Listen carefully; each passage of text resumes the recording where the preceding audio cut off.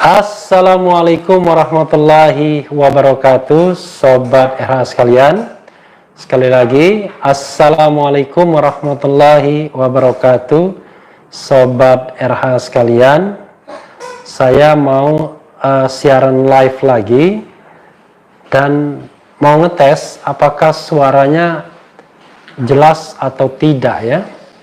Karena Sobat RH mengeluh ketika saya go live walaupun unlisted, ternyata suaranya tidak terlalu besar. Nah, saya mohon feedbacknya, apakah suaranya cukup besar atau tidak ya. Untuk ini, kita coba go live, tapi langsung, tidak unlisted, tapi langsung public ya. Ini saya ingin membacakan perkembangan sidang hari ini ya. Dari pengacara Habib Rizik sudah bayar 50 juta rupiah. Pengacara titik 2, harusnya Habib Rizik tidak di penjara, tidak dibui ya. Kita bacakan ya, sambil saya lihat nanti bagaimana respon Sobat RH sekalian. Saya coba gitu ya. Kita bacakan ya. Tim kuasa hukum Habib Rizik Syihab menyerahkan 40 bukti tertulis dalam sidang lanjutan gugatan pra-peradilan di PN Jakarta Selatan Rabu 6 Januari 2021. HRS harusnya tak dipenjara lagi ya.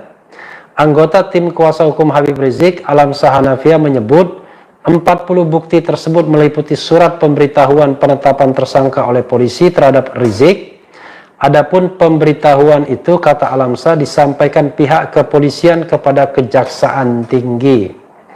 40 itu meliputi yang paling penting 1 surat pemberitahuan penetapan tersangka dari polisi ke Kejaksaan Tinggi. Ungkapnya seperti dikutip Pojok 1 Jawa Post Group Rabu 6 Januari. Alamsyah mengungkapkan pihaknya juga akan membuktikan adanya 2 surat perintah penyidikan dengan tanggal yang berbeda. Kemudian juga ada surat pemberitahuan hukuman administrasi kepada pihak FPI dan Rizik terkait kerumunan massa. Ada surat pemberitahuan hukuman administrasi kepada pihak FPI dan Habib Rizik tentang masalah berkerumun menghadiri acara Maulid Nabi yang memberikan denda 30 juta dan 20 juta, jadi total 50 juta, kata Alamsyah. Ia mengklaim jika sanksi administrasi tersebut sudah merupakan hukuman terhadap kliennya, maka Habib Rizik tidak bisa dijerat hukuman lain, misalnya penjara. Jadi dengan itu berarti secara administrasi dia sudah dihukum, sudah dibayar. Makanya seseorang tidak boleh dihukum 2 kali dalam kasus yang sama begitu. Intinya begitu, tutup Alamsyah. Sementara itu, Kabid Hukum Polda Metro Jaya Kombes Hengki menanggapi pernyataan tim kuasa hukum Habib Rizik Syihab yang menyebut sidang penyerahan alat bukti sempat ditunda di PN Jakarta Selatan Rabu 6 Januari. Alamsyah mengklaim berita acara yang diajukan termohon, dalam hal ini Polda Metro Jaya, tidak disertakan semuanya. Nah, Kombes Hengki menegaskan sidang itu bukan pending, tetapi ada berkas yang harus dilengkapi. Seperti penomoran berkas, lampiran yang harus dirapikan lagi. Bukan pending, tidak ada yang pending, ada yang harus dilengkapi. Penomorannya, lampiran-lampiran yang ada itu perlu dirapikan lagi, kata Hengki kepada wartawan Rabu 6 Januari. Dia juga menyebut bukti yang diajukan termohon banyak, hanya saja dia tak menjelaskan secara detail. Oh, banyak macamnya, banyak, tapi itu sudah masuk ke materi, katanya. Selain itu, saksi yang dihadirkan, kata dia, sesuai dengan kebutuhan. Kemudian dia juga menyebut pihaknya sudah siap menjawab dalil-dalil yang menjadi keberatan pemohon. Sesuai kebutuhan saja, artinya keberatan dari pemohon, tentu sebagai termohon kami akan siapkan juga dalil-dalil yang berkaitan dengan keberatan pemohon. Mekanismenya memang sudah seperti itu, jelasnya. Ya, Sobat RH sekalian ya, saya coba lihat ada tanggapan gitu ya. Wah, ada banyak ya. Ketidakadilan sedang belum ada yang bicara mengenai suaranya ya. Mudah-mudahan suara saya jelas ya, Sobat RH sekalian ya. Suara saya jelas. Sekali lagi memang pertanyaannya adalah apa kepentingan menahan ya Habib Rizik. Nah, itu yang menjadi masalah soalnya. Kenapa begitu? Karena sederhana saja Sobat Era sekalian, penahanan itu kan paling tidak ada 3 alasannya. Pertama, takut menghilangkan barang bukti. Nah, dalam konteks Habib Rizik ini barang bukti apa yang mau dihilangkan? Karena barang buktinya kan sudah di tangan kepolisian semua, dan kerumunan itu sendiri ya kasat mata terlihat ya, karena yang dipermasalahkan adalah kerumunannya. Lalu yang kedua adalah melarikan diri. Kalau soalnya melarikan diri adalah banyak yang menjamin Habib Rizik tidak akan melarikan diri. Dan memang ketika Habib Rizik memilih pulang dari Arab Saudi, kan sudah ada resiko bahwa kasus-kasusnya akan diungkit kembali, dia mungkin akan jadi target, jadi sasaran. Karena itu tidak ada alasan juga mengkhawatirkan Habib Rizik akan lari ke luar negeri ya. Dan yang ketiga adalah mengulangi perbuatan yang sama. Saya kira kalau dia mengulangi perbuatan kan konyol, apalagi perbuatannya adalah perbuatan kerumunan saja yang sebenarnya bisa dicegah kalau dia menghindari acara. Dan memang waktu peringatan 212 saat berpidato, Habib Rizik kan sudah mengatakan membatalkan seluruh kegiatannya di seluruh Indonesia. Bahkan dia menganjurkan untuk memperhatikan protokol kesehatan dan membatalkan semua kegiatan-kegiatannya. Pidato yang sama dia ulangi juga ketika akan ke Polda Metro Jaya, kalau tidak salah tanggal 12 ya, Desember 2020 tahun lalu, juga dia menghimbau agar mematuhi protokol kesehatan. Kalau misalnya waktu yang dibutuhkan untuk pemeriksaan dalam kasus ini ya, karena hanya dalam kasus inilah dia punya legitimasi untuk ditahan karena dikenakan pasal 160. Kasus Megamendung tidak, karena kasus Megamendung ancaman hukumannya itu hanya 1 tahun saja. Kasus Umi kalau dijadikan tersangka juga, Rumah Sakit Umi di Bogor juga 1 tahun, sehingga tidak punya legitimasi untuk menahan. Nah, yang punya legitimasi menahan hanyalah kasus kerumunan di Petamburan ini saja. Padahal kita tahu bahwa kalau tidak ditahan pun ya harusnya selesai proses penyidikannya ya, proses untuk memeriksa tersangka. Tetapi kita tahu bahwa Habib Rizik itu diperpanjang masa tahanannya sampai untuk 40 hari ke depan. Mulai dari tanggal 1 atau tanggal 2 Januari sampai kemudian 40 hari ke depan. Jadi sepertinya memang sengaja sekedar untuk menahan Habib Rizik agar tidak keluar. Nah, mudah-mudahan dalam konteks ini hakim adil ya melihat masalah ini dan bisa memutuskan sesuatu yang memang memenuhi rasa keadilan. Ya, setidak-tidaknya Sobat Era sekalian, penahanannya yang kemudian diperintahkan untuk dicabut. Jadi kalau soal penersangkaannya ya sebenarnya yang tidak relevan itu adalah penggunaan pasal 160 KUHP yang memungkinkan aparat atau pihak penyidik untuk bisa menahan Habib Rizik karena ancaman hukumannya 6 tahun penjara. Sobat Era sekalian, bayangkan ya, hanya kerumunan seperti itu yang sebenarnya bukan hanya tanggung jawab Habib Rizik sendiri, kok sampai diancam hukuman 6 tahun. Padahal seperti yang saya sampaikan di video-video sebelumnya, kalau memang aparat keamanan melihat bahwa kerumunan tersebut berbahaya, tidak mematuhi protokol kesehatan, sebenarnya mereka memiliki kewenangan untuk membubarkannya, tentu dengan cara yang baik, dengan cara yang sopan, atau mengatur agar protokol kesehatan itu dipatuhi. Ya, misalnya katakanlah membatasi orang yang datang dan lain sebagainya. Toh itu adalah sebuah kejadian yang terlihat kasat mata. Jadi kalau kejadian itu dianggap sebagai sebuah tindak pidana, ya maka berarti kan aparat keamanan membiarkan saja terjadinya tindak pidana. Logikanya seperti itu kan. Tapi karena mereka melihat bahwa itu adalah ya dalam tanda kutip sekadar kerumunan, walaupun kerumunan tersebut dianggap melanggar prokes, maka ya harusnya tindakan yang paling bijaksana adalah meminta agar protokol kesehatan dipatuhi. Bukan dibiarkan begitu saja, lalu setelah selesai proses kerumunannya, tuan rumahnya dijadikan tersangka ya. Jangan lupa selain Habib Rizik, yang jadi tersangka kan banyak. Kalau tidak salah 5 orang lainnya, 6 orang semuanya yang menjadi tersangka. Tetapi khusus Habib Rizik, kemudian ditambah pasal 160 KUHP, Kitab Undang-Undang Hukum Pidana, mengenai penghasutan yang lagi-lagi, sekali lagi bahwa penggunaan pasal penghasutan ini pasalnya tidak masuk akal ya. Karena ternyata menghasutnya itu adalah menghasut untuk datang ke Maulid Nabi dan acara pernikahan ya. Padahal kita harus membedakan hasutan dengan ajakan ya. Jadi mengajak, mengundang sama menghasut itu dua hal yang berbeda. Kalau menghasut itu sudah pasti hal yang buruk ya, namanya menghasut.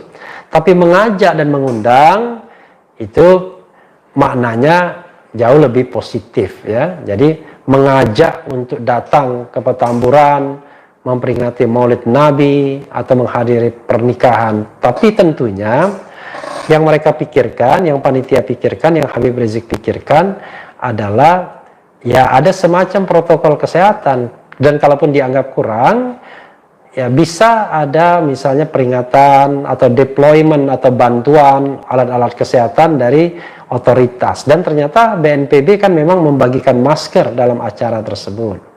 Jadi saudara sekalian, sekali lagi ya kita harus melihat ini dengan keadilan, dengan hati nurani ya, karena hukum itu memang tidak hanya bicara tentang apa yang di atas kertas, tapi juga keyakinan hati nurani hakim untuk bisa memutuskan mana yang sebenarnya adil, dan itu bisa kita rasakan. Masa sih orang tiba-tiba seperti diintip kesalahannya, lalu diterapkan pasal yang memungkinkan dia untuk ditahan, seperti sengaja menggunakan pasal tersebut agar ada alasan untuk menahan. Ketika sudah ditahan 20 hari, diperpanjang 40 hari, kok seolah-olah kenapa harus ditahan lebih lama lagi? Padahal kalau kita bicara proses pemeriksaan terhadap kasus ini, kasus Petamburan di mana legitimasi menghukum itu adalah satu-satunya di kasus ini, kan rasanya tidak ada lagi keterangan yang dibutuhkan dari Habib Rizik untuk kasus Petamburan tersebut.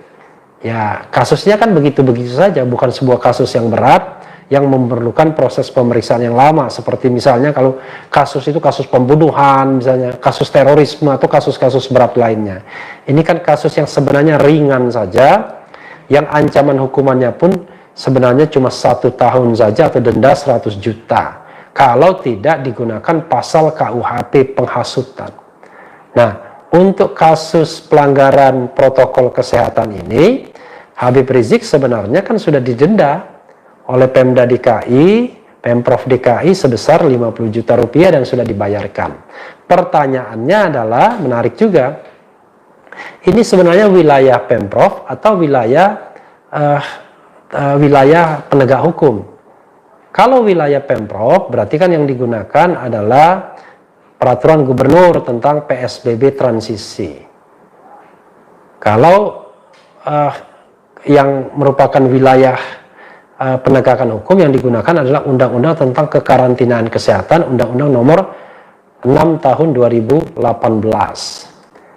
Nah, terhadap satu kasus harusnya tidak dibolehkan double penalti ya. Jadi sudah dipinalti di Pemprov DKI, tapi bakal dihukum juga. Ini yang menurut saya memang terlalu berlebihan. Sekali lagi, dalam perspektif hukum pidana, ini kan bukan sebuah tindak pidana yang memang dari sononya tindak pidana yang kita sebut dengan mala in prohibita, mala in se. Seperti tadi saya katakan pemerkosaan, ya, pembunuhan, perampokan, korupsi dan lain sebagainya. Ini kan sekedar mala in prohibita, dia menjadi tindak pidana karena memang ada undang-undang yang melanggarnya, undang-undang yang melarangnya. Kalau tidak ada undang-undang yang melarangnya, ya maka bukan tindak pidana sesungguhnya. Beda halnya dengan pembunuhan, perampokan yang memang dari sananya merupakan tindak pidana, dan di mana negara-negara di dunia pasti mengakui bahwa itu adalah tindak pidana.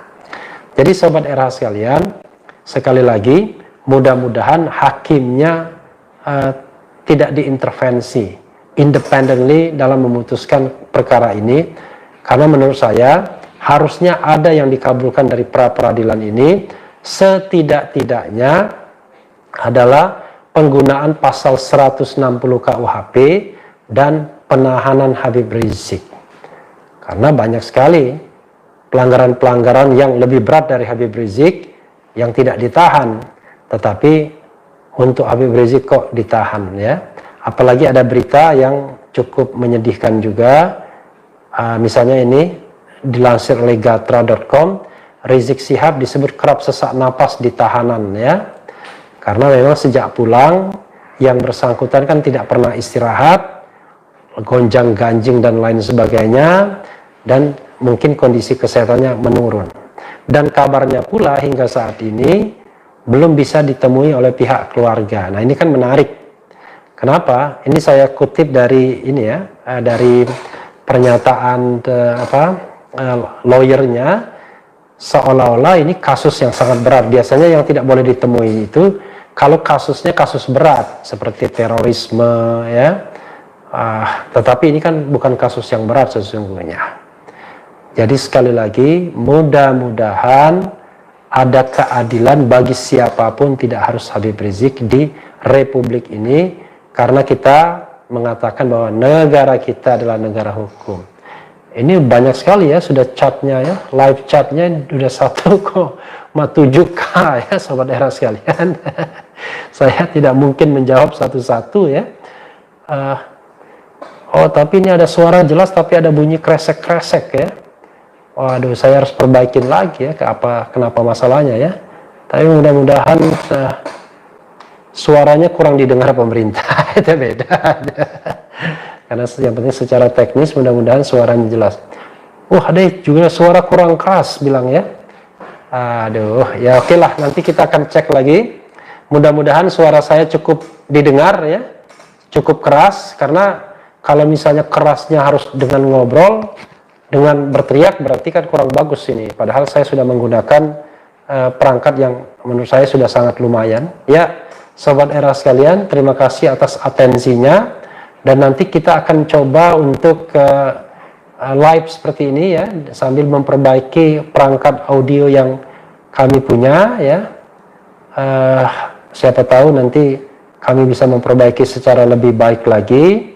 Dan besok-besok ada kesempatan untuk tanya jawab, walaupun saya juga bingung ini kalau mau tanya jawab, banyak sekali yang ya, udah sekarang top chatnya sudah 1,9 kilo. Bagaimana saya memilihnya satu-satu ya. Tapi ya kita doa sama-sama ya. Jadi kita berdoa sama-sama agar ada keadilan bagi siapapun di Republik ini, agar negara ini tidak menjadi negara yang otoriter, agar negara ini tetap menjadi negara yang mematuhi dan menghormati hukum karena rule of law, agar negara ini menjadi negara yang baldatun thayyibatun warabun ghafur. Ya, Sobat RH sekalian, itu saja percobaan live saya sekali lagi. Mudah-mudahan suaranya lebih jelas, dan yang penting tetap di channel ini, karena di channel ini Anda akan dirayu, ditipu, dibaperin, dicecar, diuber pula di jalur khusus. Karena channel ini adalah channel yang mengancam, memeras, dan membenci. Jangan lupa subscribe, like, comment, and share.